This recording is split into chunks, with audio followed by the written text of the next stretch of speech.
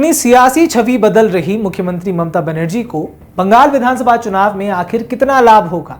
नमस्कार, मैं हूं केवल तामंग और आप देख रहे हैं खबर समय। 2026 के बंगाल विधानसभा चुनाव में तृणमूल कांग्रेस सत्ता में दोबारा वापसी के लिए रणनीति बनाने में जुटी हुई है। बांग्लादेश में अल्पसंख्यकों पर अत्याचार और बंगाल में एसआईआर को लेकर हो रहे राजनीतिक हंगामों के बीच एक तरफ ममता बनर्जी चुनाव आयोग और भाजपा से भिड़ रही हैं, तो दूसरी तरफ भारतीय जनता पार्टी के द्वारा उनके खिलाफ चलाए गए मुस्लिम तुष्टीकरण अभियान के जवाब में उनकी सरकार के द्वारा धार्मिक और सांस्कृतिक विकास परियोजनाओं पर निवेश करने से बंगाल की जनता ये समझ नहीं पा रही है कि ममता बनर्जी क्या अपनी सियासी छवि बदल रही हैं या बदलते जनमत को साधने की कोशिश कर रही हैं।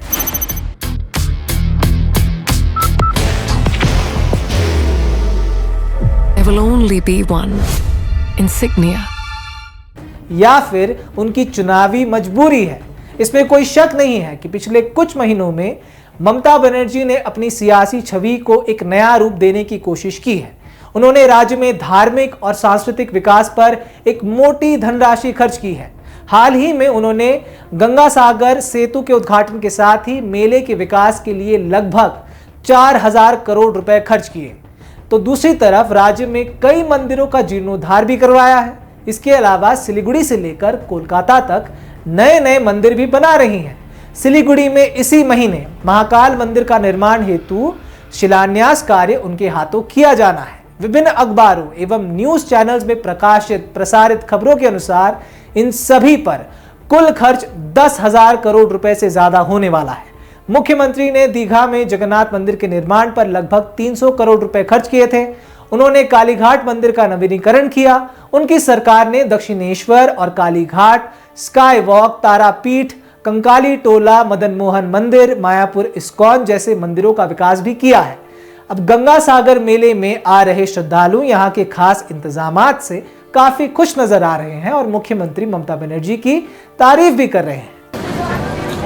बाहर की भागदौड़ अब नहीं तोड़ेगा आपके घर का सुकून। SBM गोल्ड UPVC विंडोज, आपके घर का सुकून। मुख्यमंत्री ममता बनर्जी और उनकी सरकार के धार्मिक और सांस्कृतिक विकास कार्यक्रमों और परियोजनाओं को देखते हुए अनेक लोगों का मानना है कि मुख्यमंत्री ममता बनर्जी किसी एक खास समुदाय के हित की बात नहीं कर रही हैं, बल्कि उनकी सरकार सबका साथ और सबका विकास की बात कर रही है। अब ममता बनर्जी की विकास परियोजनाओं ने यह भी संकेत दिया है कि उनकी सरकार केवल वादों और नारों की सरकार नहीं रही है। ममता बनर्जी का सबसे बड़ा एक्शन बाबरी मस्जिद से जुड़े बयान देने वाले तृणमूल कांग्रेस के नेता हुमायूं कबीर के निलंबन के रूप में सामने आया है। उन्होंने हुमायूं कबीर जैसे बड़े नेता की कोई परवाह नहीं की और खुद पर लगे मुस्लिम तुष्टीकरण के दाग को धोने की जरूर कोशिश की है।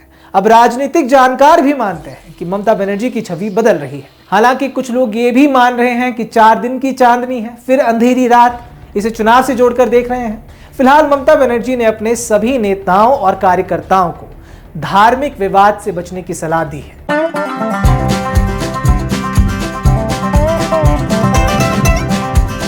ड्रीमलैंड अम्यूजमेंट पार्क नियर फुलबाड़ी बैरेज, सिलीगुड़ी। जिस तरह से ममता बनर्जी ने धार्मिक और सांस्कृतिक विकास की परियोजनाओं को एक समुदाय पर केंद्रित करके रखा है, उससे कुछ लोग ये भी सवाल उठा रहे हैं कि ममता बनर्जी का मस्जिद, चर्च या अन्य धार्मिक स्थलों के विकास की ओर ध्यान क्यों नहीं है। उनके अनुसार इसका मतलब बंगाल विधानसभा चुनाव में तृणमूल कांग्रेस को हिंदू संगठनों का वोट दिलाना है या फिर बंगाल की जनता में यह संदेश देना है कि उनकी सरकार केवल मुस्लिम तुष्टीकरण की राजनीति नहीं करती है, बल्कि हिंदू समुदाय की भावनाओं का भी सम्मान करती है।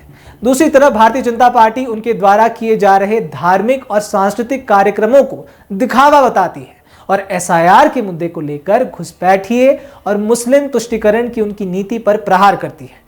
बहरहाल ये देखना होगा कि भाजपा द्वारा उनकी मुस्लिम तुष्टीकरण की छवि को बरकरार रखने के जवाब में ममता बनर्जी की बदली हुई रणनीति आगामी विधानसभा चुनाव में उन्हें कितना लाभ दिला पाती है।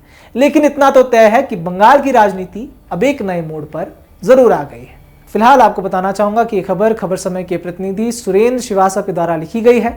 ऐसे ही तमाम खबरों को जानने के लिए हमारे साथ जरूर बने रहें और देखते रहें खबर समय, हर समय खबर समय। धन्यवाद।